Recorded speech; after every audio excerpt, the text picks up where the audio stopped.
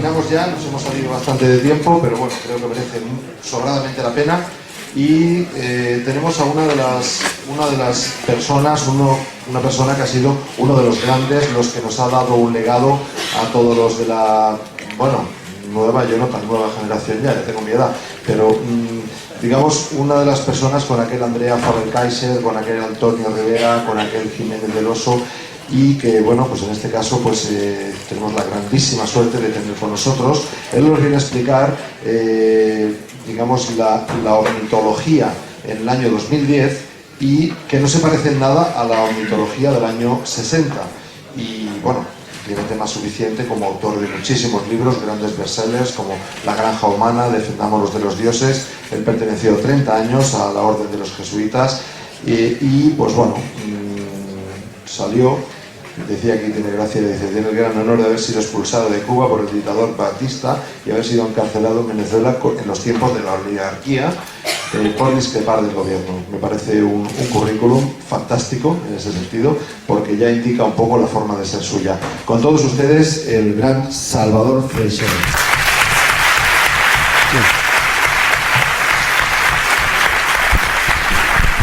Bien, buenas tardes, un placer estar con ustedes. Yo estoy de acuerdo fundamentalmente con lo que les acaba de decir Rafa Pal, que no es nada fácil de comprender y tiene una profundidad tremenda muchas de las cosas que ha dicho. Estoy fundamentalmente de acuerdo con él. No estoy tan de acuerdo con él en el sentido de que sea una cosa tan, como digo, creo que de una mala broma, y el optimismo que tiene de que esto sea una cosa pasada. No, esto es una cosa mucho más profunda, y esto más que una mala broma es una tragedia tremenda que tenemos todos arriba. Él habló pues de cómo nos han robado el tiempo, la salud y no sé cuántas cosas, y el dinero. A mí me gustaría profundizar un poco y decir quién nos ha robado, ¿verdad? Porque él se ha mantenido más bien en un nivel humano, completamente humano. Pero detrás de ese nivel humano hay otra cosa, y esa es la madre del cordero. Bien, yo le voy a hablar de ovnis. No como hemos hablado mucho, de ovnis, contándoles cosas y casos y por ahí que son infinitos y que son los que nos han llevado a tener una idea un poco más profunda. No quiero exagerar, pero yo hace va para 60 años que ando en esto. En la década del 50, cuando ustedes muchos eran todavía fetos, ¿verdad? Ya andaba yo en esto. Ya me interesaba por esto. Porque a mí me faltan, no sé, unas cuantas semanas para cumplir 88 años. Han oído bien, no es broma. 88 años. Y aquí estamos todavía.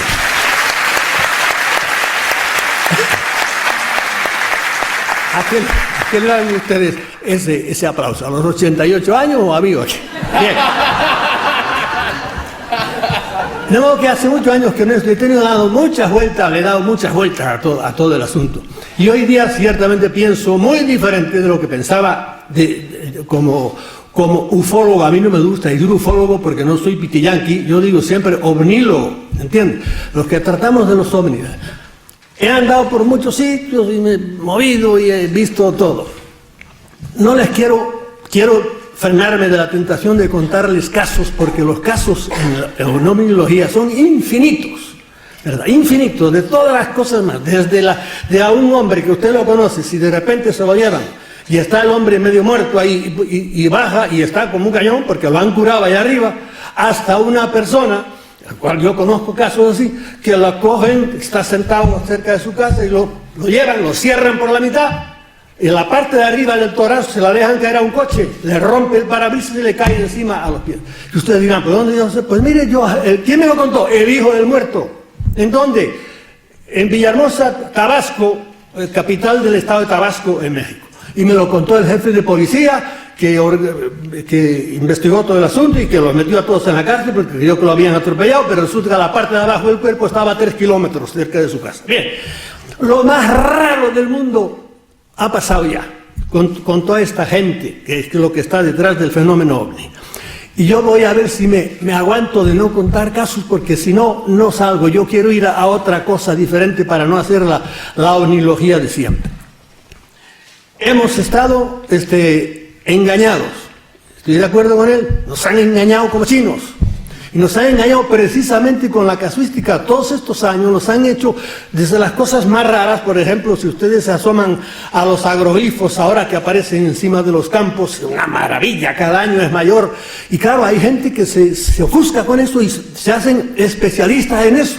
Y otros se hacen especialistas en contactados, y otros se hacen especialistas en, como yo, el hombre más famoso que estudia los microchips o los chips que le meten a la gente, y es un amigo mío, me dijo a ver si le traducía, porque yo en esto conozco, modestia aparte, a todos los big shots del mundo, me he encontrado con ellos 20.000 veces por ahí en congresos.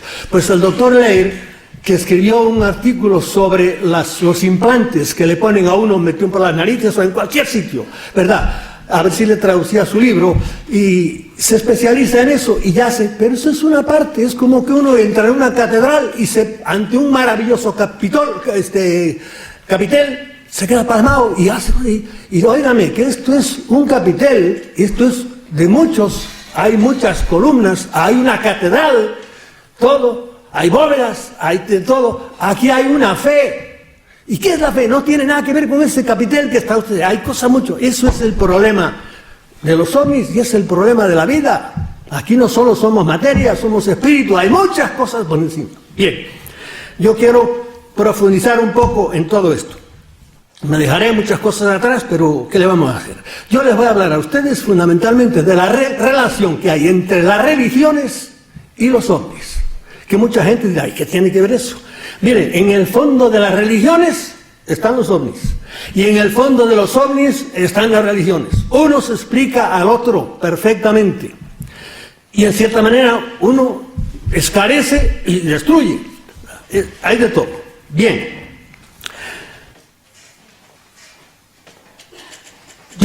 Sobre esto, ustedes conocen algunos de los libros míos, La Granja Humana.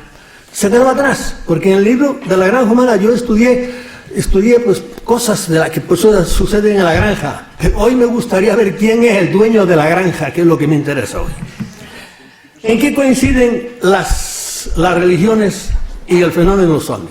Coinciden, primera cosa, en tres cosas, en que los dos admiten que hay seres extrahumanos.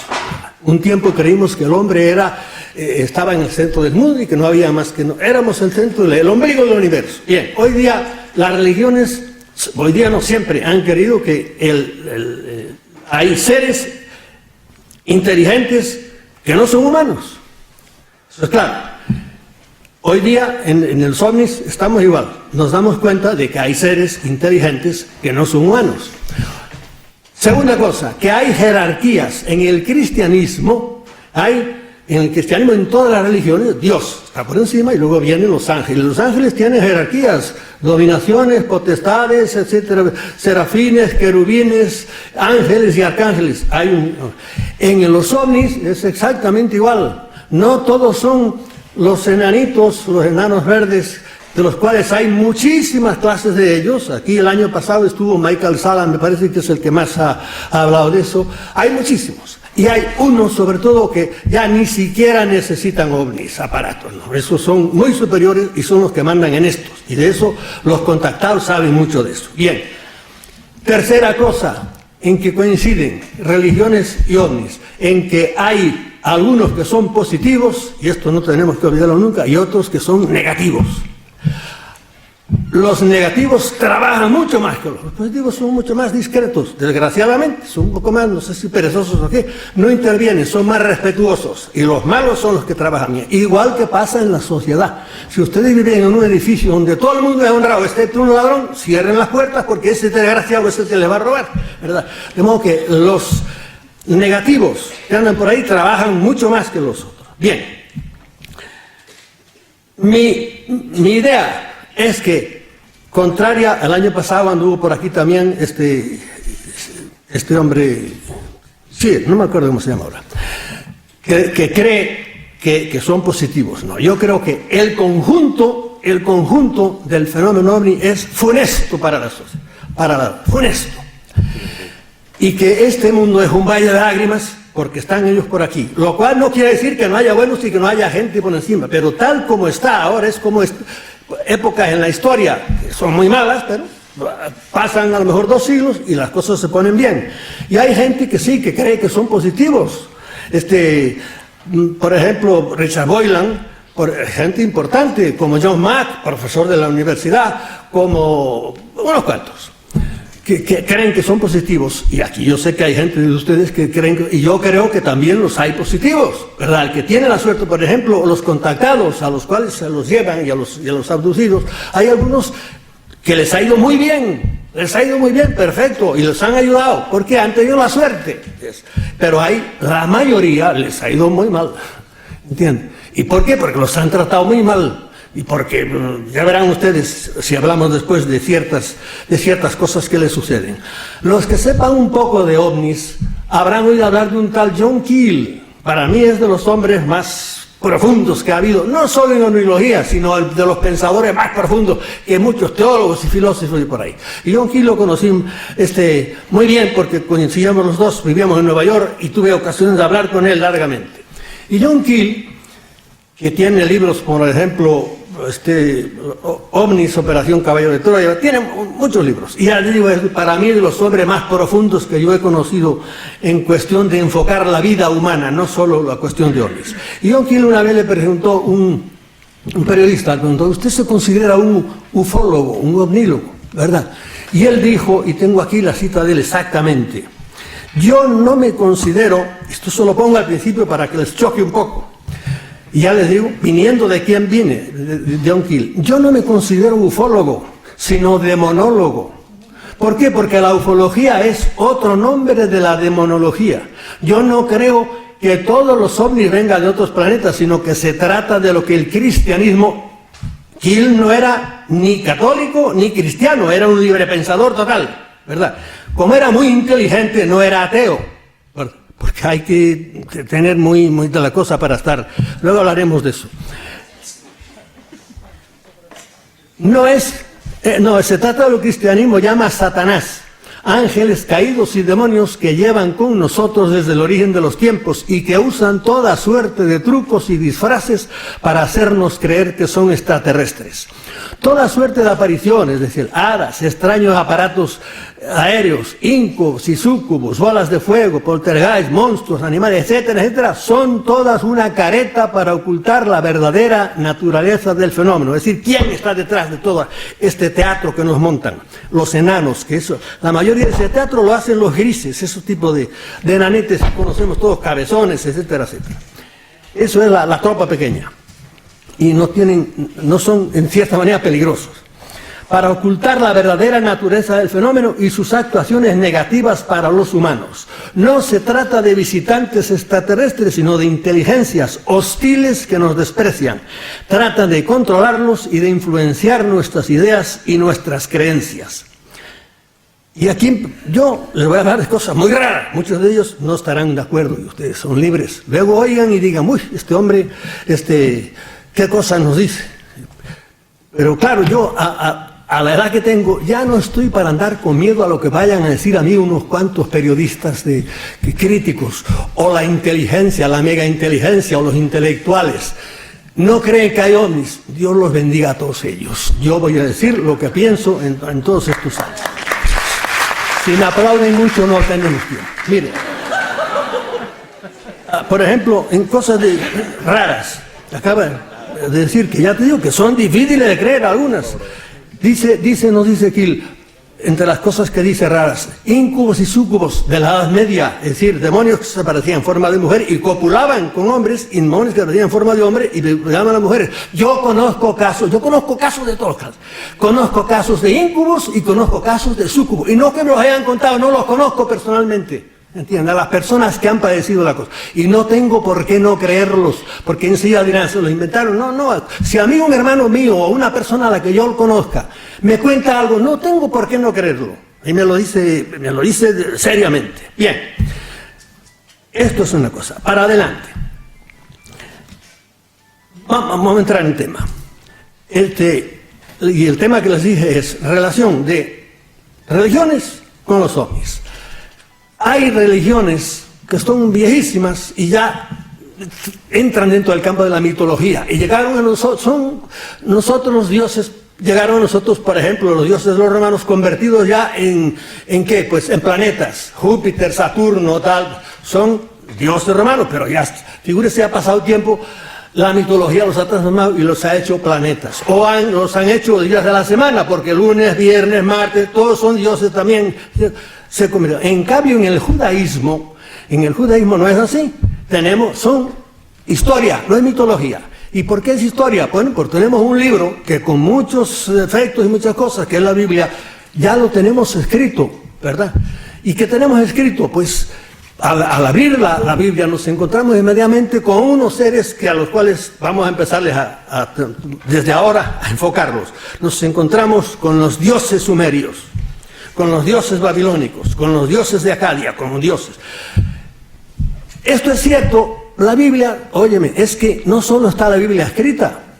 Allá por el año 1850, por ahí, a mitad del siglo XIX, empezaron a aparecer no ya papeles, sino piedras.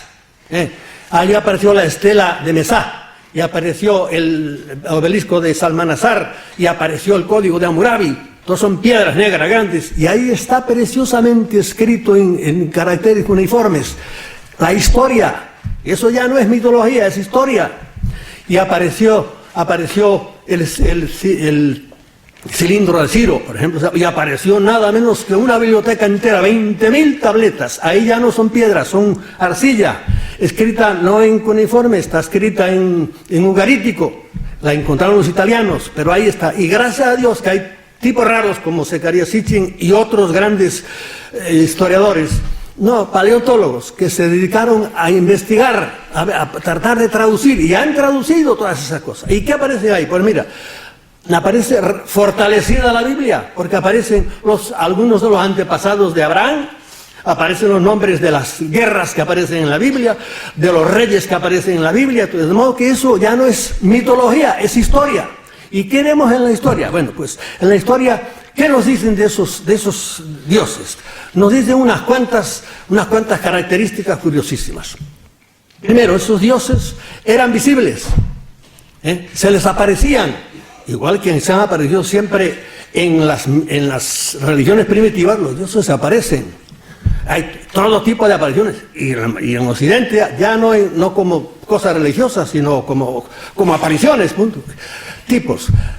¿Y por qué lo sabemos? Pues por aquí tengo una cita de uno de esos sitios, que es el cilindro, se llama del cilindro de Ciro, rey de los persas. Dice aquí, en la línea 15 me parece que estaba, del cilindro de Ciro, hay una piedra de un balón negra, como un balón de baloncesto, así está toda trabajadita allí. Y dice en la línea 15, dice, Marduk, esos eran los dioses, Marduk, Moloch, Baal, Astarte, me parece que aparece por ahí, eran los dioses babilonios. Dice, Marduk le ordenó a Ciro que fuese a Babilonia y lo acompañó durante todo el camino, a su lado, como un compañero y amigo, es decir, que estaba ahí visible. Claro, podemos decir, bueno, esto no hay un poco de trabajo. Óigame, es que los cristianos, los que crean en la Biblia, Yahvé también se aparecía. ¿Y a Yahvé dónde se aparece? Pues vayan ustedes, creo que están en el Génesis, hacia el final, estaba Abraham, padre del judaísmo, y se le aparecieron tres varones, 3 personas allí. Y él se dio cuenta de que aquello era el mundo y se hincó de rodillas. Les dijo, curiosamente les dice, mi Señor, como si fuera uno solo, pero bueno. De todo esto podríamos hacer 40.000 comentarios. Luego eso pensaron que era la Trinidad, pero nada. Abraham se le apareció, y se le apareció en otra ocasión a Abraham, no me acuerdo dónde. Pero a Moisés veía, era la única persona de todos que podía ver personalmente a Yahvé. A los demás, ¿cómo lo veían? Lo veían en una nube allá arriba, eso lo veía todo el pueblo. Una nube que acompañó 40 años. Cuando la nube se movía, dice el libro de los números, ellos se movían. Y cuando se paraba, se paraba. Mitología, mire, a los aztecas en el México les pasó igual. Su dios Huitzilopochtli, cuando los aztecas vivían allá por el estado de Utah, Colorado, por ahí el norte de Nuevo México, por ahí, se apareció Huitzilopochtli y les dijo, empiecen a moverse hacia el sur. Y allá empezaron, y claro, igual que Moisés tuvo la mala broma, digo, Yahvé, de que tener los 40 años por el desierto, cuando podía haber hecho, en 3 meses podían haber hecho el camino, serán 300 kilómetros o así, desde Egipto hasta la tierra prometida. Huitzilopochtli fue más cruel, los tuvo 3 siglos, era mucha más distancia, eso sí, como 3.000 kilómetros por lo menos, hasta que llegaran, les digo, hasta que lleguéis al sitio donde encontréis a una serpiente, a un águila comiéndose una serpiente en lo alto de un nopal. Llegaron a Tenochtitlán, donde está la Ciudad de México, y ahí se pararon, pero los tuvo 3 siglos, y a veces los hizo parar 40 años en Tula, les hicieron una ciudad, y estaba aquello muy bien, y de repente un día Huitzilopochtli les dijo, sigan caminando, pero si tenemos ya aquí todo, sigan caminando. ¿Por qué? Porque otra de las cualidades de estos dioses que encontramos es que eran muy crueles, terribles, les gustaba la sangre. Sangre vertida de todas maneras. Esa es una segunda cualidad. Otra cualidad que tenían estos dioses que eran tremendamente sexuales. En el fondo del fenómeno ovni, el sexo resuma por todas partes. ¿Entienden? Les diré que en el fenómeno ovni hay, yo te digo, 6 palabras que están constantemente, las encontrarán si se embiste a fondo. Esas palabras son sangre. La segunda palabra es engaño. Después está depravación. Después está sufrimiento. Y después la última es muerte. Esas palabras, que ya ven que no son nada positivas, están en el fondo del fenómeno ovni. Y en el fondo están en fenómenos religiosos, si escarbamos un poco, también están. Se me quedó una palabra que es sangre, sexo, engaño, depravación, sufrimiento y muerte. Irán saliendo según vayamos saliendo. Los dioses, estos sumerios, eran muy sexuales. ¿Y por qué lo sabemos? Hasta por la Biblia lo sabemos. Dice que los hijos de Dios, como le llamaba a estos seres, se enamoraron de las hijas de los hombres y copularon con ellos, y de ellos nacieron los gigantes, los nefilim famosos, que eran tipos muy altos, de gran estatura. Y además, en todas las religiones antiguas siempre había, antes les hablaron un poco de eso me parece, había sus cámaras para que los dioses copularan con las mujeres, gustarles a ellas o no. Bueno, la última cualidad que podemos decir de estos, que eran zoomorfos. No todos eran hombres perfectos, se presentaban en forma de hombres, no, aparecían en forma de animales muchas veces, ¿entienden? ¿Y por qué lo sabemos? Pues mira, quedan estatuas de ellos. En Bagdad, precisamente, en ese museo que ahora ha desaparecido, había una estatua de ellos, por lo menos, allí. Y es un hombre, un tipo, pero con cabeza de reptil. Y en el Louvre, no sé si en el Louvre o en el Museo Británico, porque los ingleses y los franceses se han dedicado a robar museos por todas partes durante mucho tiempo, debe haber otra todavía, y es igual, exactamente igual, un hombre con una cabeza de reptil. Y si ustedes leen alguna, y en internet, que es el maravilloso regalo terrible que nos han hecho los dioses, encontrarán en la entrevista que le hicieron a Credo Mutua, cuando le preguntaba a un periodista cómo eran sus dioses, y describió, y este Credo Mutua es un brujo, diríamos, sudafricano, negro, que no tiene nada que ver ni con la gente del norte. Él es de allá abajo, ¿verdad? ¿Cómo eran sus dioses? Nuestros dioses eran terribles, eran cruelísimos, violaban a todas las mujeres que se podían, mujeres y hombres, a todo el mundo. Entonces, ¿qué otra cosa que les dijo? ¿Y cómo eran de su forma? Pérez, y le trajo una estatua que tiene de ellos, y era un hombre con una cabeza de lagarto, exactamente igual que los del Museo de Bagdad. Bien, esas eran las cualidades que podemos describir de esta gente. Físicos, visibles, muy sangrientos y zoomorfos. En la Biblia, muchas de estas cosas sí las vemos, pero para que vean, me acuerdo ahora, un detalle de de que la Biblia también nos dice que eran visibles, hay un texto en el libro de los Números, creo que es curiosísimo, que realmente de las 1000 cosas que hay en el Pentateuco, que son los 5 primeros libros de la Biblia, que son curiosísimas y difíciles de digerir. Y dice así: tomará Aarón, esto es Biblia pura, tomará a Aarón 2 machos cabríos y los presentará ante Yahvé, a la entrada de la tienda de la reunión. Ahí era donde Moisés veía a Yahvé, el único que lo podía ver. Luego echará suerte sobre los 2 machos cabríos, uno para Yahvé y otro para Azazel. Este es el nombre de otro de los dioses.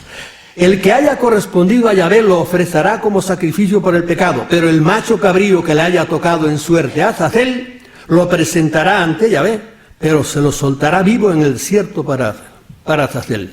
Eso es cosa de él. Y digo yo aquí, ¿y quién era este Azazel? Oigan lo que dice una nota de la Biblia de Jerusalén. Este Azazel es el nombre de un demonio que los antiguos hebreos y cananeos creían habitaba en el desierto. Es decir, que el Dios de Israel estaba respetando los derechos a un señor, y esto es Biblia pura. Le estaba a un señor, parece que vivito y coleando, que él tenía, este era su territorio, pasabas por él. Y lo mismo que a los reyes humanos, había que pagarles un tributo y pedirles permiso para pasar. A estos dioses, que eran los que controlaban aquello, había que respetarle también su macho cabrío, en este caso, su sangre, porque eso no crean ustedes que eran solo así, para que pasiera, para que viera la belleza del chivo aquel. No. Igual que Abraham, ¿qué le pedía Yahvé a Abraham? Coge esta ternera, una ternera así, coge esta vaca y coge esta, pártelas al medio, ábrelas ahí y déjamelas ahí. Y entonces Abraham por la tarde vio que aparecía una especie de gran horno ardiendo, una caldera por ahí, y pasaba por el medio de los animales muertos, como chupándole la energía a todos ellos. Eso es Biblia pura. Y uno dice, ¿y qué hace Yahvé también queriendo con esa sangre por ahí? Porque todos estos, como les digo, eran muy sangrientos y les gustaba la sangre. ¿Qué tiene que ver eso con la uniología de hoy? Es que hoy todas esas cualidades que acabo de leerles aquí, las vemos repetidas. Mire, son físicos y visibles, por ahí andan, los vemos. Segundo, son sangrientos y crueles. Dios mío, la sangre, ustedes han oído hablar de las mutilaciones de animales, cómo se dedican a matar animales y a chuparle la sangre a todos. Y de esto yo les podía hablar cantidad, porque yo he visto animales muertos, los he buscado por ahí y me he encontrado de todo. Y conozco personas que en una noche les han matado 100 ovejas y ni gota de sangre tenían las ovejas. Y me he encontrado, qué sé yo, un campesino, por ejemplo, que antes hablaba con no sé quién por ahí un día porque en los periódicos en Puerto Rico, esto era en Puerto Rico, que se da en muchos otros sitios, Yo estaba entonces en Puerto Rico, por la noche decían que se habían visto ovnis por ahí, yo por la mañana iba temprano a el sitio, me encontré a un campesino con la vaca muerta allí delante, llorando, diciendo, ¿quién me mató mi vaca? ¿Quién me mató mi vaca? Que era, para él era todo. ¿Quién me mató mi vaca? Claro, yo veía aquello, sabía quién se la había matado, y no le dije, se la mataron los ovnis porque me hubieran matado a mí, desesperado que estaba. Y vi aquello, me di cuenta y salí. Y les podía contar muchos otros casos de eso, de cómo les gusta la sangre y cómo a estos pequeños, estos mayores ya, los fuertes, los que mandan, los que están detrás, los más inteligentes, probablemente no son tan sanguinarios como estos, pero también les gusta. Otra cosa que era sexuales. Modernamente, ya les he dicho que yo conozco casos de incubos de hoy, de ahora. Y entonces, de las personas que son abducidas, la mayoría, si son mujeres, son violadas. Y si son hombres, también. ¿Por qué? Pues porque lo cuentan, mira, hace ni 15 días, mirando en esa biblioteca de Alejandría que se llama Internet, por chiripa me encontré un caso, nada menos que de San Petersburgo. Una mujer salió de su casa, por ahí, por la mañana, apareció en una cama del hospital. ¿Qué le había pasado? La habían encontrado en una cuneta, desnuda, y empezó a recordar, pues a contar, salí de mi casa, vino una gran luz, me llevaron, me pusieron en un sitio que debía ser una nave por ahí, me tumbaron una camilla, me violaron, Y eso fue una de las cosas que dijo. ¿Y cómo era el hombre? Pues vino un hombre, un señor más alto, había enanos, más alto. ¿Y cómo tenía la cara? La cara tenía un reptil, era como una culebra. Lo dijo esto hace 15 días. Eso se ha dado siempre, en todas partes. De modo que, y si echamos una visión para esto de reptiles, de ofidios, de dragones, todo, a la historia... el culto a la serpiente está en toda la historia, en todos los pueblos, porque se van a Oriente y en Oriente ¿a quién adoran? A los dragones, que también son de la familia. El culto a la serpiente está en todas partes. Yo podría decirle casi que yo mismo en algún cruceiro de los que tenemos en Galicia, perdidos allá por los montes, en alguno me ha parecido ver una culebra, aunque está allá, porque encima de las cosas antiguas, viejas, el cristianismo cristianizó aquello y le ponía cruces encima. Bien. Y antes de abandonar el tema de abandonar el paraíso, ¿quién estaba en el paraíso? Una serpiente. Lo primero que sale en el primer libro de la Biblia aparece una serpiente ya, tratando de ¿qué? De hacer uno de estos 6 verbos que yo lo dije, tratando de engañar a 2 pobres hombres que estaban ahí diciéndole, coman de ese árbol. Eso sí es mitología, pero ya la historia. Coman de ese árbol. Estaba tratando de engañarlos. Probablemente habían 2 casi iguales discutiendo allá. Bien, tengo aquí una palabra, me da miedo entrar en ella y por eso seré rápido. Y la palabra es conspiranoia. ¿Qué es la conspiranoia? Pues mira, la conspiranoia es la definición, la tienen las personas que creen que este mundo está regido por otras, no por los humanos, sino por otras inteligencias. En el libro mío, La granja humana, yo apunto a eso. Esto es una granja. Y hoy lo que quiero decir, ¿quién es el dueño de la granja? Bien, los conspiranoicos pues creen eso. Y claro, es una cosa, la teoría está totalmente desprestigiada, porque la ciencia lo ha dicho ya, que eso nada, son inventos de la gente. Yo soy conspiranoico, ¿entiende? Y el que hoy no es conspiranoico es que está más ciego que un topo. Bien. Lo primero que creemos los conspiranoicos es que este mundo está regido, las autoridades grandes, no las pequeñas, los alcaldes de barrio y por ahí, aunque sean alcaldes de Barcelona, está regido por una gente tan terriblemente corrupta, tan podrida, tan asquerosa, tan endemoniada, tan poseída, que ya si la gente supiera la corrupción de los grandes líderes mundiales, es que yo no sé qué pasaría. Porque no tienen idea de lo terriblemente corruptos que están. Ni roban siquiera, es que son pobres posesos, ¿entiendes? Son pobres posesos. Bien, ya digo, esto es un tema terribilísimo en el cual no quiero entrar mucho. Primera cosa que hay. Segundo, hay 3 tipos de autoridades para mí. Primero, todos los fantoches que ustedes ven en los periódicos todos los días. Los grandes fantoches, de los cuales les tengo que decir los nombres porque ustedes los conocen. Esos son unos pobres fantoches que la mayoría están muy corruptos, ¿verdad? Lo primero que han hecho para llegar ahí, pues nada, mentir, engañar, corromper y a muchos robar también, etcétera. Y algunos delinquir y hasta matar. Y es que son terriblemente. Mire, el otro día, una más anécdota, y no quiero contar anécdotas, en la muerte del pobre presidente de Polonia que se mató en el avión, ahí el otro día vi una fotografía en vídeo o en la televisión a Putin haciendo a la señal de la cruz en el acto tal.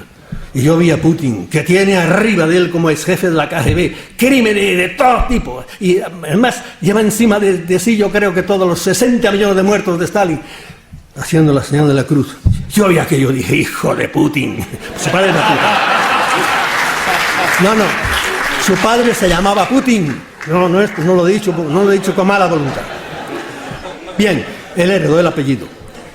Y es que son así.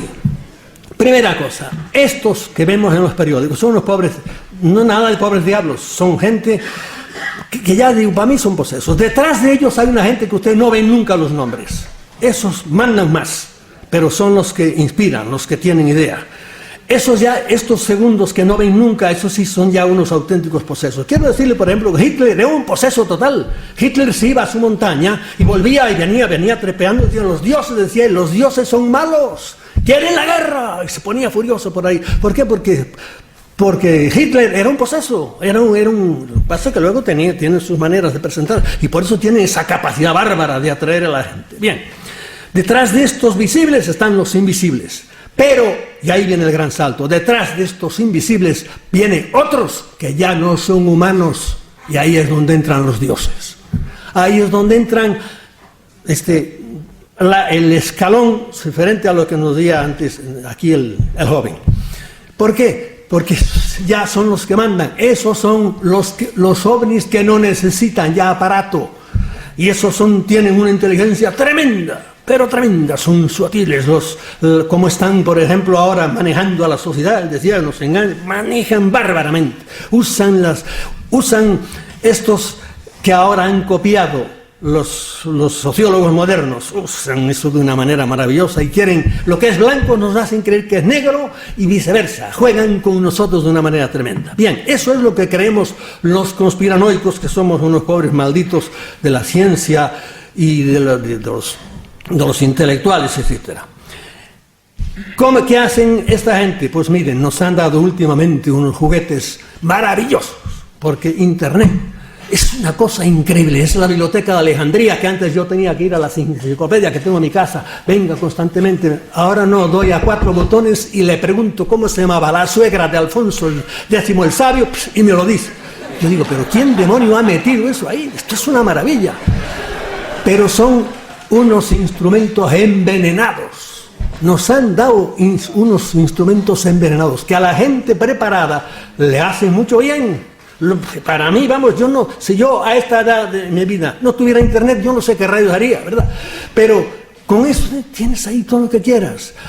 Pero a la pobre gente que no tiene formación por ahí, el daño que está haciendo internet es de miedo en el mundo. En Corea del Sur ya hay clínicas especializadas solo para desenganchar de internet, ¿verdad?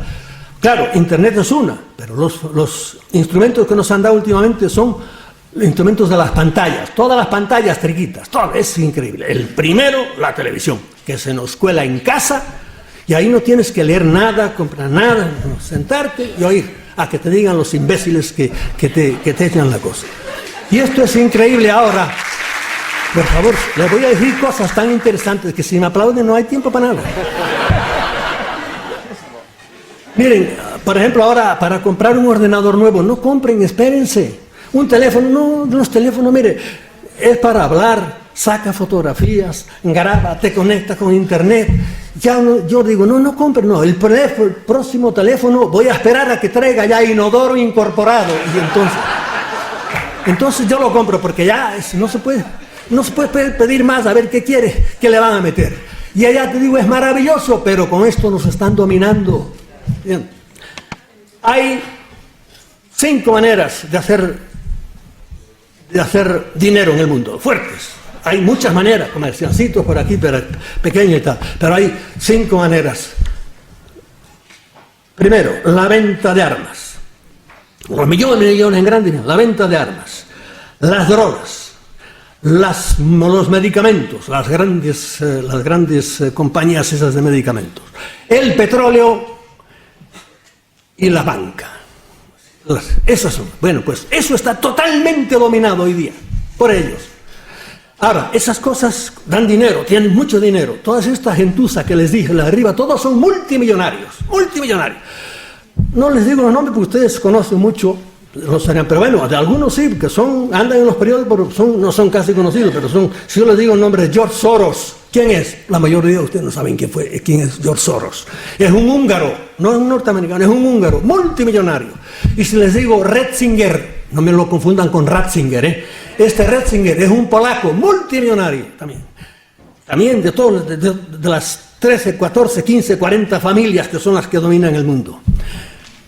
Bien, todos estos señores son los que con esas herramientas tienen el dominio de dominar absolutamente en las mentes, porque ya te digo, se puede tener mucho dinero, pero como no tengas algo para meter sobre a la gente, ¿y qué tienes? Tienes la otra cosa, los medios de comunicación, que están totalmente en manos de ellos, en el mundo entero, los tienen ellos. y nos van, a través de los medios de comunicación, van metiéndonos las ideas que quieren, y como tienen además todo el dinero que quieren, pues figúrense ustedes. Bien, aquí sería la hora de hablar de que algunos de estos que están ya arriba tienen un grado de corrupción tan terrible que da miedo hablar de eso. Aquí había hablar de que, mira, los que saben, entenderán un poco, y los que no saben, pues dirán, ¿de qué habla este hombre? Había que hablar de los Illuminati. ¿Qué es eso? Había que hablar del MK, no solo MK Ultra, sino del el MK Delta, unos cuantos MKs, que son experiencias terribles que hacían con los humanos de arriba con los humanos, por pura maldad. Habría que hablar de qué es el control mental. Qué sé yo, habría que hablar de unos cuantos fenómenos que están dándose ahí para que estos señores dominen y tengan a su servicio una cantidad de gente. Por ejemplo, habría que hablar de los múltiples. Yo le digo a ustedes múltiples y ustedes no saben de qué se trata. Y son miles de personas que son esclavos mentales y que se llaman múltiples porque tienen múltiple personalidad. Le han partido desde niños la mente. Y son dobles o triples y hacen horrores, pueden matar como Aliaca al Papa y luego le preguntas, yo no hice nada, no saben. ¿Por qué? Porque los han niños destrozado, ¿verdad? Ya digo, esto es una cosa que da miedo hablar de eso, porque si es cierto todo lo que se dice y todo lo que nos dice David Icke, que dice tremendas verdades, pero también a David Icke lo están cogiendo ahora un poco para que exagere y entonces desacreditar a todo. Igual que yo creo que están padeciendo ahora con los judíos, al pueblo judío. Al pueblo judío está tremendamente dividido en los auténticamente creyentes judíos y los que no, que son judíos de raza, pero que son enemigos de los otros judíos. Y han cogido al pueblo judío en general también para engañar a la gente, para hacerlo de parapeto, y la gente le echa la culpa a ellos, pero detrás de ellos están los dioses, los de arriba, los que los han cogido a ellos de chivos expiatorios. Bien, de esto podríamos hablar mucho más, lo voy a dejar a un lado. Carla Turner, les voy a decir una de las personas que más ha sabido de esto. Bueno, ha habido mucha gente que ha sabido. ¿Quién es Carla Turner? Una profesora de la universidad a la cual mataron los ovnis. ¿Por qué? Porque también desde niña la quisieron doblegar y no se quiso doblegar y no se quiso nada y la mataron. ¿Cómo la mataron? Pues como han hecho con mucha gente, con una normal enfermedad, sobre todo cáncer de páncreas, en el cual están especializados cuando quieren sacar a uno de medio. Miren lo que dice Carla Turner aquí. Tienen unos libros muy buenos, pero de estos libros, podía darles 20 nombres, ninguno está traducido prácticamente.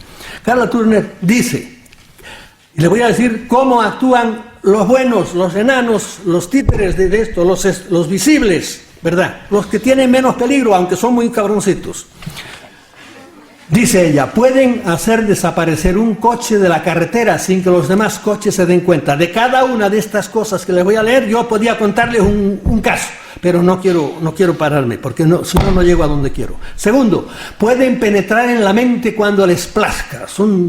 Hasta los más malos tienen un poder enorme con la mente. Esto es solo con mirarte, y a veces valiéndose de 40.000 otras cosas pequeñas. Tercero, pueden entrar sin problema en una vivienda o habitación, tanto de día como de noche. Aquí en España, en la revista Más allá de por él, les empezaron a llamar visitantes de domicilio. Pueden entrar, puedo decirles que entran a través viviendo en un cuarto piso, no entran a través de las ventanas por arriba, sin subir por las escaleras y sin romper ventanas ni nada. Testigo presencial. Pueden interferir con un infante cuando aún está en el seno materno. También podría decirle casos de estos. Pueden abducir a un niño de la cuna sin que se sepa cuándo. Bueno, ustedes dirán, ¿por qué me paro? Es que tengo dentro de mí una lucha diciendo, chico, cuéntales algo, ¿verdad? Porque eso es lo que le gusta a la gente. Y yo digo, no quiero contar nada. Pero bueno, aquí les hago una excepción. ¿Qué les dije ahora? Pueden ir a un niño en la cuna sin que se sepa cuándo. Miren, San José de Costa Rica, allá por el año 1975, un niño en plena San José, capital de Costa Rica, no de Puerto Rico. una gente bien en medio de la ciudad. Los que conocen a las ciudades viejas americanas de los primeros tiempos de los españoles, verán que en medio de la ciudad a lo mejor hay una gran cosa, como pasa aquí en Segovia y por ahí, con un gran muro alrededor. Bueno, esta casa tenía un gran muro alrededor, bien cerrada, gente de dinero, tenían su buen jardín, que era casi un parque pequeño. Allí había un niño, menos de 2 años, en un su cunita por ahí. Van a darle de comer y el nene no está, y no está, y se vuelven locos, y la madre por ahí, viene la policía y tal, y el nene no está. Y pasa un día y no pasa. Y al segundo día, creo que fue no sé cuántas horas, ¡pum!, aparece de repente el niño la cosa. Bueno, gritos, etcétera. ¿Qué pasó? Nadie supo nunca qué pasó. ¡Ah! Pero ahí viene una cosa que me retrotrae a mí, a los dioses romanos y antiguos. Apareció desnudo el niño, el pantaloncito y la camisita del niño estaban en la pola más, en la rama más alta del árbol del jardín, allá estaban. Tuvieron que venir los bomberos a bajarla de allá. ¿Qué hacen eso? Los romanos hacen bromas de los dioses. Son los juegos de los dioses. ¿No le hicieron nada al niño? Bueno, vaya hasta saber cómo le traquetearon el cerebro. Pero el caso es que el niño allí estaba enterito, ¿verdad? Esto nada más, fíjense si se pueden contar cuentos de esto. Bueno, pueden abducir a un niño de la cuna sin que se sepa cuándo. Podía contarle algún caso más por el estilo. Ojo, la desaparición de niños en el mundo es mucho mayor de lo que ustedes creen. Yo una vez pasaba por Nueva York y compré el US Today, creo que se llama, y allí había, que lo publiqué en uno de mis libros, una página entera de niños desaparecidos últimamente, serían como 20 o 30, no sé cuántos. Bien, ¿a dónde van a parar? Claro, si es uno aquí, no son tantos, sí, pero es que hay muchas naciones en el mundo, ¿verdad? Y hay sitios donde estos desgraciados trabajan mucho más que entre nosotros. Pueden interferir y cambiar las relaciones entre los humanos, tanto las sociales como las amorosas. Unir y desunir, eso es enorme cómo lo hace. Y claro, esto no se entera mucho la gente. Pueden causar enfermedades, pero con el dedo meñique, y las causan cuando uno les molesta mucho, lo sacan del medio, de una manera muy natural. O a veces tan natural como un resbalón en el baño, por ejemplo. Se resbaló en el baño, muerte natural. Sí, pero no crean que fue tan natural. Por último, pueden causar problemas mentales y generar afición a las drogas. Pueden causar guerras y crear generaciones de gentes amorales y sin amor. Esto es lo que han venido haciendo desde el principio de los tiempos para convertir este desventurado planeta en un valle de lágrimas, porque si ustedes miran cómo es la espantosa historia humana, la horrenda historia humana, que es guerra, y muerte, y todo el mundo contra todo el mundo, y uno dice, pero ¿cómo somos el hombre inteligente? Somos tan imbéciles que no paramos de pelearnos con otros. Es que hay alguien que nos está traqueteando por dentro. Bien, esto era lo que hacen los buenos. Ahora miren lo que dice Berkeley, que es otro individuo que es japonés, no es lo que dice de cómo trabajan mucho más profundamente, y aquí sí que es la labor de los que están arriba de todo, que ya no son humanos. Bueno, estos que tampoco eran humanos. Dice, esto es lo que dice Berkeley. Estos híbridos reptiles humanos, él ya le llama así ya híbridos, porque muchos son auténticos híbridos, llevan, como le digo, son posesos, llevan dentro de sí ya una personalidad que no es humana. Son la fuerza principal que actúa en el fondo de toda la extendida maldad y crueldad que hemos visto siempre en la Tierra. El uso de muchos humanos como esclavos sexuales, hay miles de esos. Voluntarios e involuntarios, conscientes o inconscientes, el negocio de la pederastia, el tráfico internacional de drogas con todas sus miserias, la tortura, el genocidio, los experimentos con humanos, el envenenamiento e intoxicación de ambientes y de alimentos, todo proviene de la mente de estos seres. Aquí dice él el uso de drogas. Señores, las drogas en el mundo, las drogas en grande, no crean que son los pobres desgraciados, no, pobres no son tampoco desgraciados narcos, no, son las grandes autoridades del mundo, son las que meten las drogas, porque les interesa. Y esto es otro tema del cual se podía hablar, pero las grandes, esos que ustedes ven arriba en los periódicos como grandes editores del mundo, esos son los que meten las drogas, y eso se puede probar con documentos, que yo no me voy a ponerme aquí ahora. Y dejémonos ya de ser ingenuos. es que nos han estado engañando, los de arriba y los del medio y los de abajo, todos. Bien.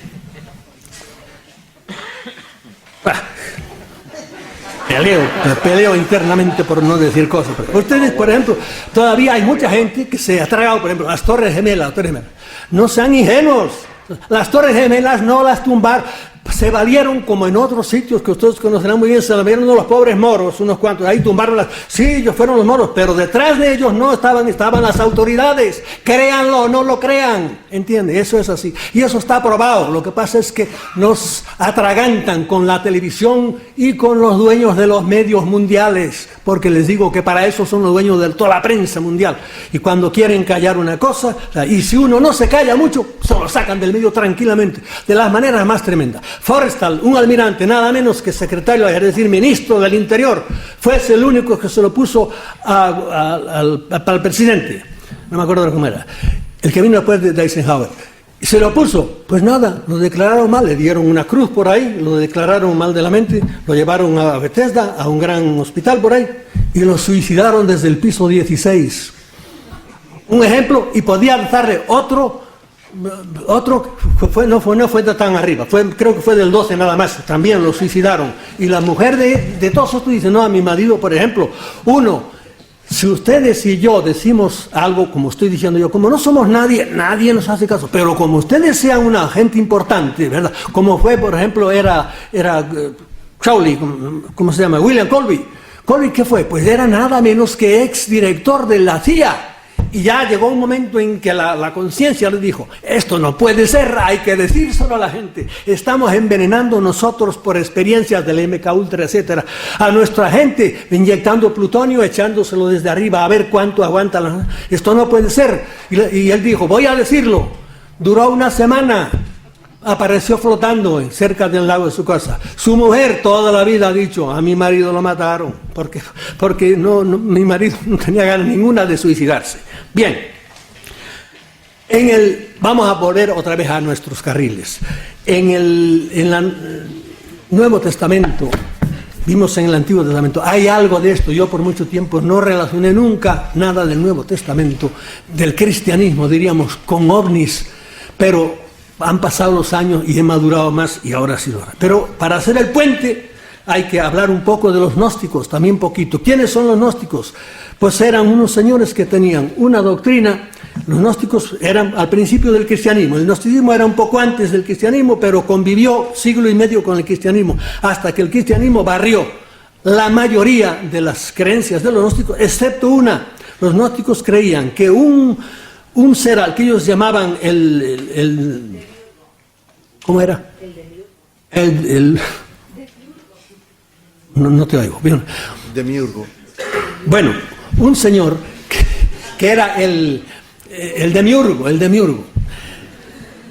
que se había rebelado contra Dios, ¿verdad? Con su gente, con muchos seres espirituales como él, se rebeló contra Dios, se rebeló y dijo, yo me hago dueño de este mundo. Y él, no es que él nos creara, no, reorganizó el mundo. Eso era lo que creían los gnósticos, ¿verdad? El cristianismo esas creencias las conservó y las sigue conservando y son rectas. Es decir, que nosotros creemos que hubo un ser que se rebeló. A ese ser demiurgo que decían ellos, en el cristianismo se llama Satanás, el demonio, ¿verdad? Recuerden lo que dijo Kiel antes, y ahí está. Bien, nos interesa acordarnos de él porque es como les digo, el puente que hay.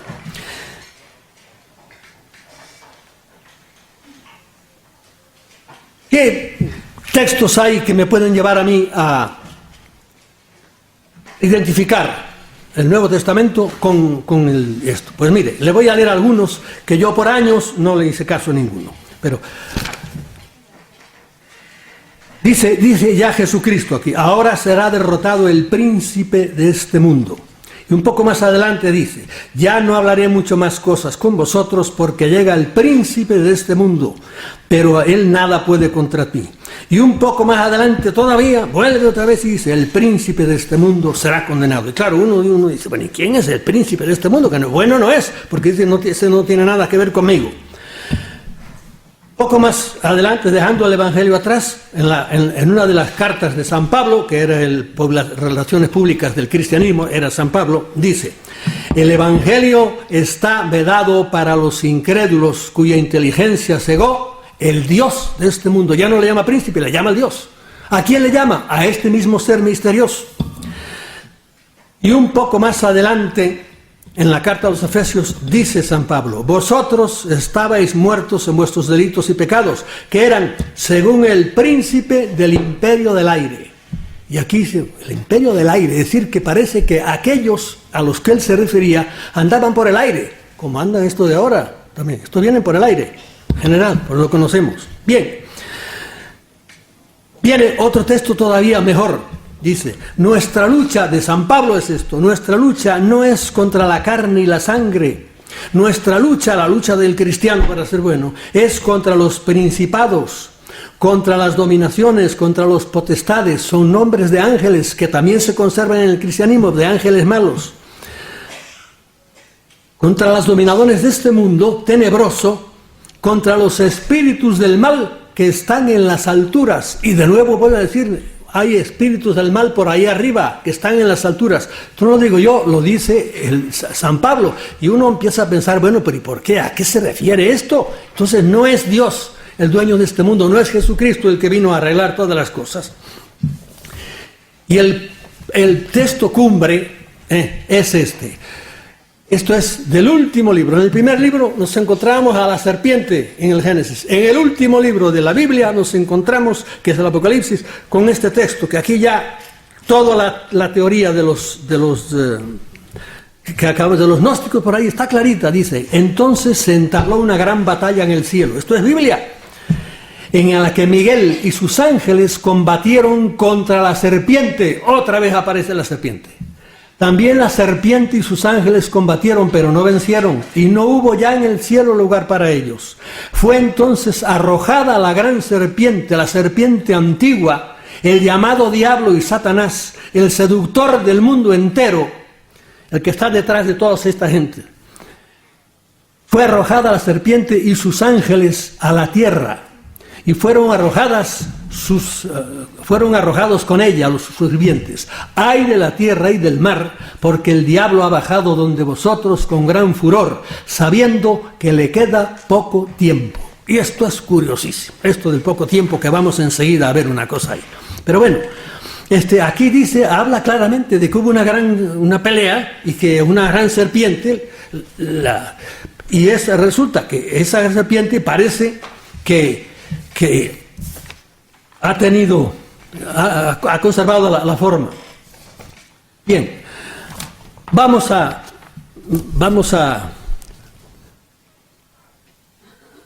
no les digo ya más cosas. ¿Qué dice el Vaticano de todo esto?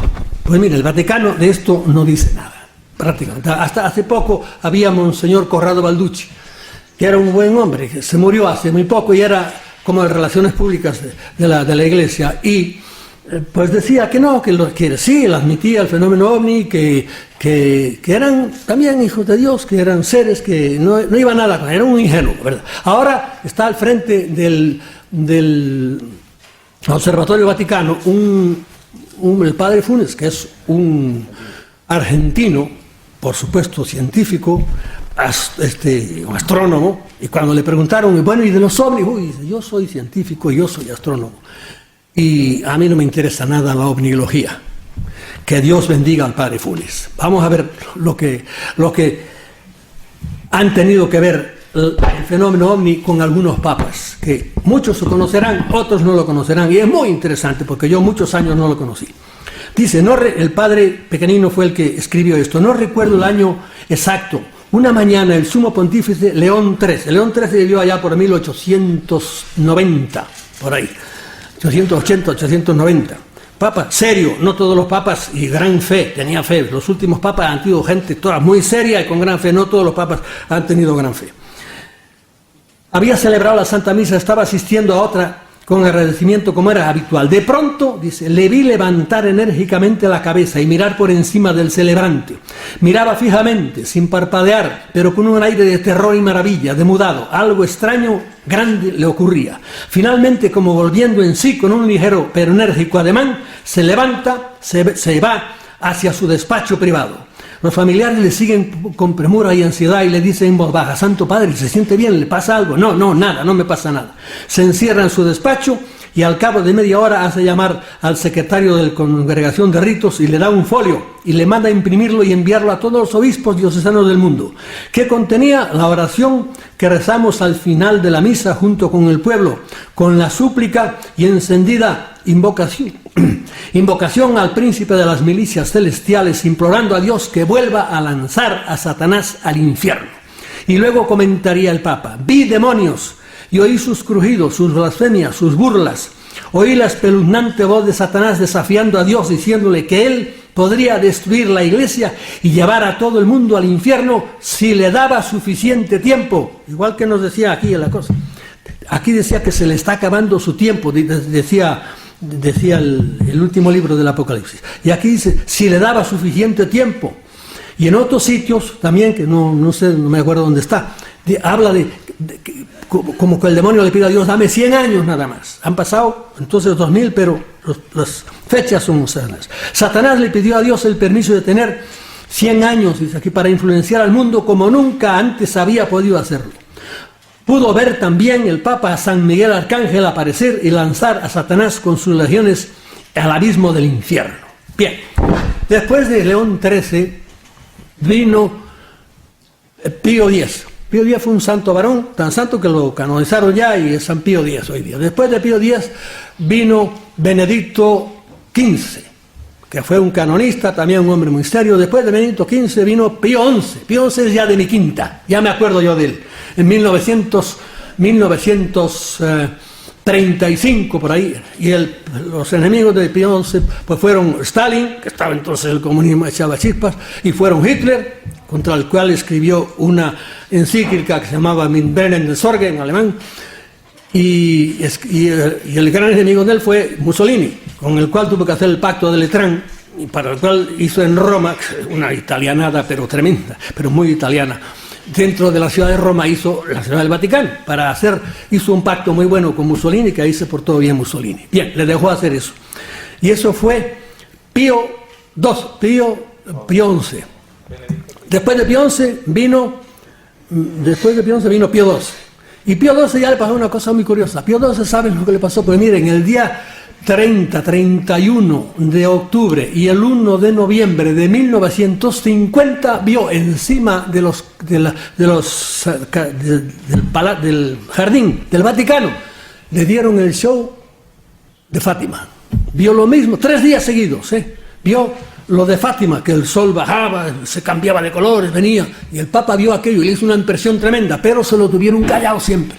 Las autoridades les gustan esas cosas, pues no lo dijeron nunca, pero se sabía perfectamente. Y en los biógrafos últimos sí ya lo admiten, que durante 3 días seguidos vio la cosa de Fátima. Y claro, ustedes dirán, ¿y Fátima qué tiene que ver? Miren, a uno de los ufólogos más importantes, que es Jacques Vallée, francés, es como Jaime y con este que les dije antes, Kiel, de los más serios, le preguntaron una vez: ¿y cuál es la aparición más grande, la cosa de ovnis que usted ha visto, el caso más grande? Y él dijo: Fátima. Para él Fátima era una aparición. Las apariciones de todo tipo, incluidas las de la Virgen, tienen mucho que ver. Yo no digo que sean todas, pero mucho que ver con los ovnis, mucho. Y de algunas vemos ciertamente que han sido causadas por ellos. ¿Para qué? Pues de los buenos o de los malos, no sé, para acentuar todavía la devoción y por ahí. Después de Pío XII vino Juan XXIII, y de eso hablaremos enseguida. Después de Juan XXIII vino Pablo VI. Pablo VI tuvo la osadía de decir que el demonio era un ser real, dijo él, personal, maligno y muy poderoso. Y cuando dijo esto, y además añadió que el humo de Satanás se había metido dentro de la iglesia.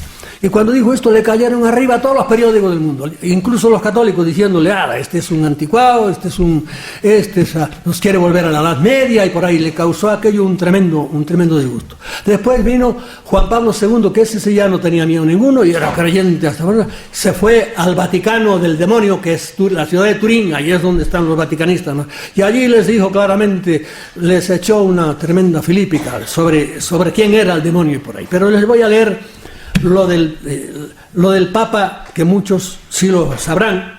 Bueno, después de Pío vino Juan Pablo I, y yo cada vez me convenzo más, después de todo lo que he leído, que lo mataron, pero vamos, claramente los Illuminati. Es decir, la gente que se había colado dentro del Vaticano, que ese Papa no les convenía para nada porque estaba dispuesto a acabar con mucha podredumbre que había dentro. Bien. Algunos de ustedes a lo mejor están pensando, hombre, le está saliendo el jesuitismo para afuera. Pero, mire, yo he sido muy crítico con el cristianismo.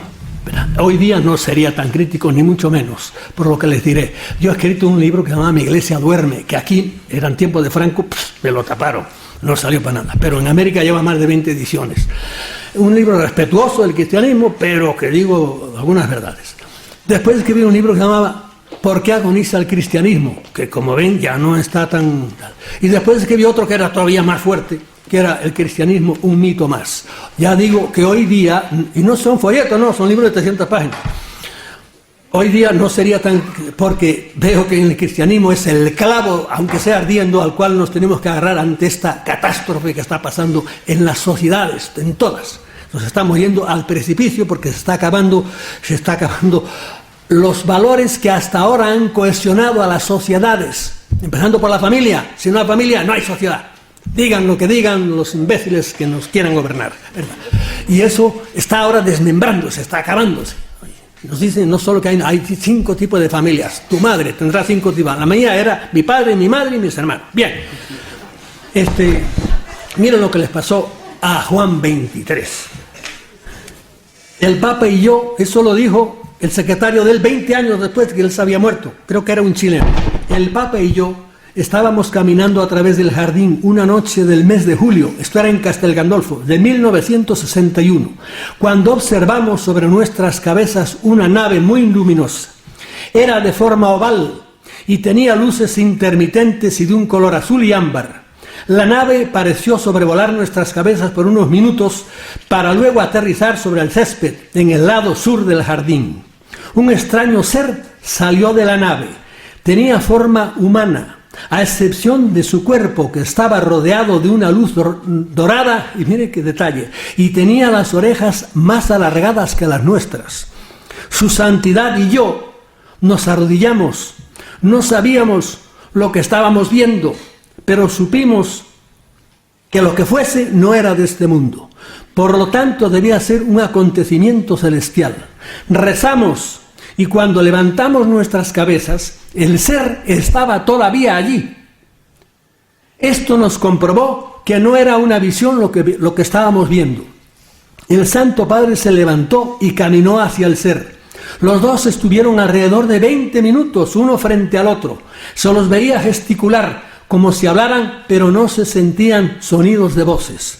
No me llamaron, por lo que permanecí donde estaba y no pude oír nada de lo que hablaron. Luego el ser se dio la vuelta y caminó hacia su nave y enseguida ésta se elevó. Su santidad dio media vuelta hacia mí y me dijo, qué curiosas palabras, los hijos de Dios están en todas partes, aunque algunas veces tenemos dificultad en reconocer a nuestros propios hermanos. Esto es muy curioso lo que digo y que se prestaba a una buena exégesis.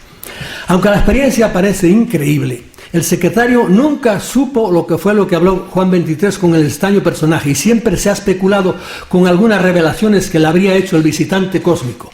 Revelaciones y profecías que él anotaba, el Papa, en un diario y que con el tiempo han resultado muy ciertas. Entre ellas están el asesinato, esto antes todo lo que pasara, el asesinato de un líder político muy importante, el asesinato de Kennedy, que fue, no sé, un año o lo más o 2 después. la entrada de un país muy poderoso en guerra, en una guerra que nunca ganaría, Vietnam. El enconamiento del conflicto de Israel con Palestina. Y sepan que Israel y con Palestina, los que mandan en el mundo quieren que siga y por eso no quieren que acabe. También esto se prestaba a explicar por qué. La caída estrepitosa del comunismo. La aparición de una nueva y terrible enfermedad a partir del año 1984, el SIDA. Y también la intrigante profecía de que, y aquí no se sabe si llaman los buenos o los malos, extraños visitantes aparecerán en la Tierra, venidos de otros planetas, dice, para sembrar la paz. También consta en el diario que Dios le había exigido silencio hasta que llegase el momento adecuado. Yo ni quito ni pongo, rey, pero les digo lo que está escrito. Bien. ¿Cuál es la conclusión de todo esto? Pues nada, es identificar a aquellos dioses que vimos al principio, los dioses sumerios por ahí, con estos individuos que andan ahora apareciéndose por ahí y que nos atontan y le echamos la culpa, pues eso, a los humanos por ahí, que efectivamente los directos causantes de todas estas cosas, ¿verdad? Son los humanos, pero detrás, para organizar, por ejemplo, toda esta catástrofe económica que ha habido, pero que, fíjense que esta no es solo catástrofe económica, es en todos los sentidos, están pasando cosas tremendas en la Tierra ahora, es que detrás hay alguien que es muy poderoso, que el que está dando órdenes a quien competa para que sucedan todas estas cosas. Bien, ustedes dirán, y a todo esto, ¿dónde queda Dios? Y es una gran pregunta. Y yo me la hago también. ¿Dónde queda Dios? ¿Y qué pinto yo aquí? Yo, un pobre ser humano que dentro de poco voy a tener la boca llena de tierra, como todos ustedes. No se hagan ilusiones, yo iré delante, pero ustedes van detrás. Gran pregunta, y yo les voy a ser sincero, yo soy agnóstico. Soy agnóstico, no puedo creer en aquel Dios de la Biblia tan cruel, pero creo en Dios. ¿Por qué? Porque tengo dos dioses de frente. Si no tuviera dos de frente sería ateo. Pero no puede ser. Hace poco leí el libro ese que ustedes han visto, el libro de los autobuses. Dios no existe, pero probablemente no sé cuánto por ahí. Yo leía el libro, me lo leí muy bien leído y decía yo, ¿cuántas dioptrías, Dios mío, tiene esta gente? ¿Por qué? Porque están esperando pruebas de Dios, están esperando pruebas con compás y con escuadra, yo creo. Son las reglitas por ahí, pero Señor, hay cosas materiales, hay cosas. Usted si quiere medir pues tráigame un metro y mides 27 centímetros, 15 por ahí, pero el amor, el sentimiento, el odio, el rencor, el agradecimiento, eso no se mide con reglas. Hace falta deducir, hace falta tener cabeza, porque es espíritu. Y yo soy agnóstico, no creo en el dioses con infiernos y crueles y vengativos y por ahí. Esos son nada más que calumnias que le han inventado los teólogos a Dios. Dios, yo creo en un Dios, pura inteligencia. Como decía Cristo, aunque en eso me cuesta más trabajo,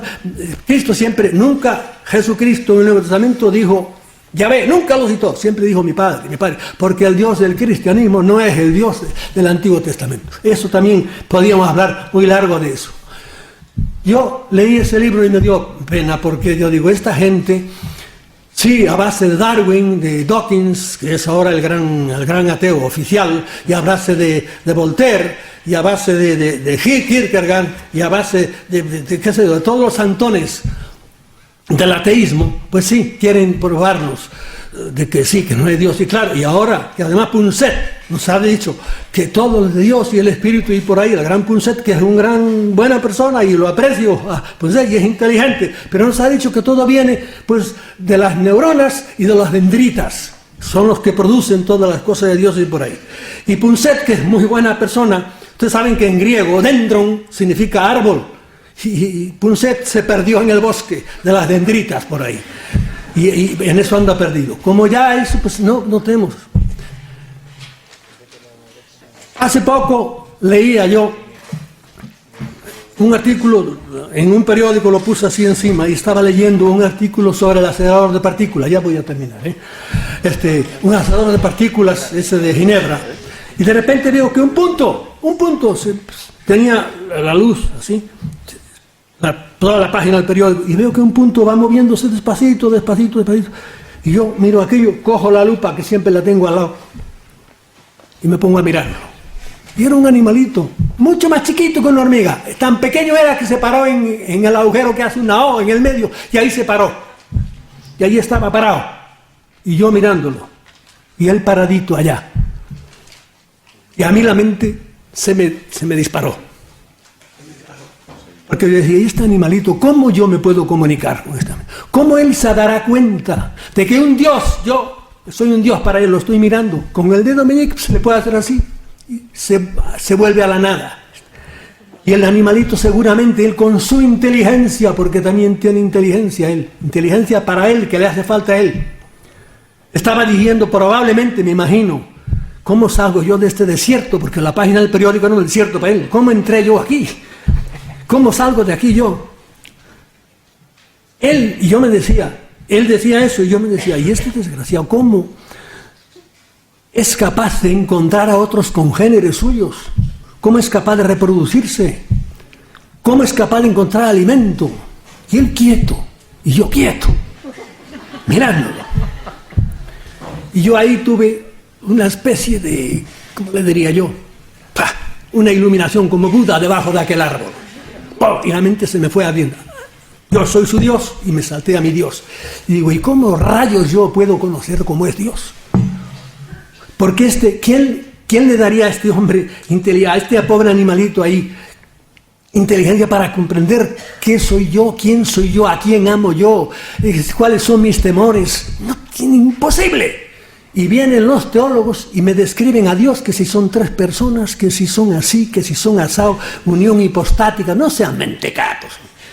Un Dios que tiene esas luminarias, que tiene todo, diríamos, programado, porque ustedes cogen una semilla de una nuez o de una manzana o de, qué sé yo, una avellana, y tírenla, y se van y vuelven a los 20 años, y aquella, ¿dónde está la semilla?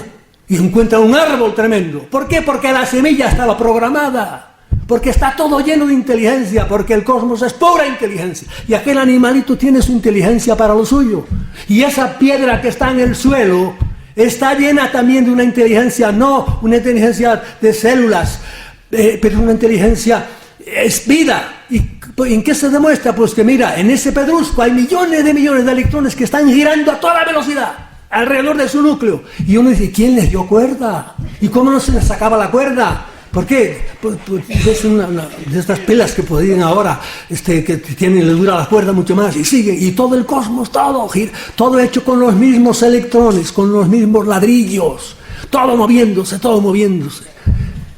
¿Cómo es posible que viendo esas cosas uno me digan, pero aquí no hay inteligencia por encima? Porque no será como dicen los teólogos ni como piensan ustedes, pero algo hay encima de nosotros, indudablemente.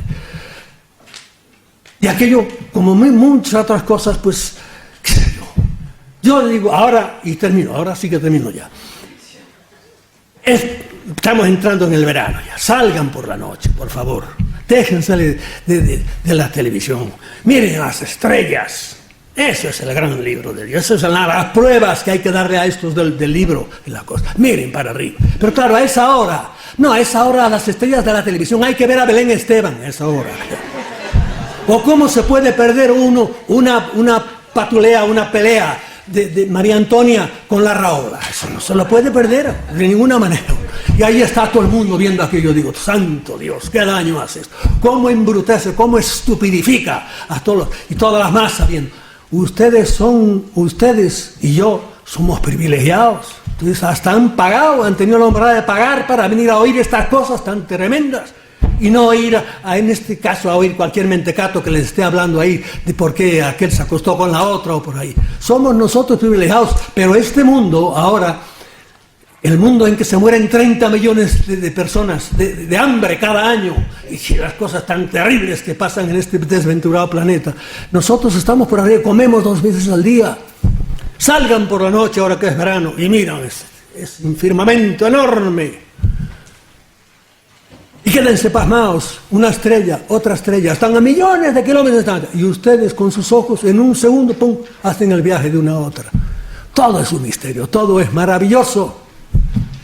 Y Dios, ante este libro tan grande, ¿qué hace? Pues pasa las páginas de su Biblia, que es la gran Biblia de Dios, el firmamento, con el sol de cada tarde. Y termino con unos versos de mi poeta favorito, el cristiano, el cubano Buesa. Ay de aquel que solamente vive despierto y que lanza sobre las cosas una sola mirada, porque al llegar a la luz o a la sombra no sabrá nada, ni para qué ha vivido, ni por qué ha muerto. Mirad las flores, mirad las mariposas, y ateos o creyentes, mirad la luz del día, pues si Dios no existiera, ¿quién haría estas cosas? Pero si Dios existe, ¿para qué las haría? Muchas gracias por su paciencia.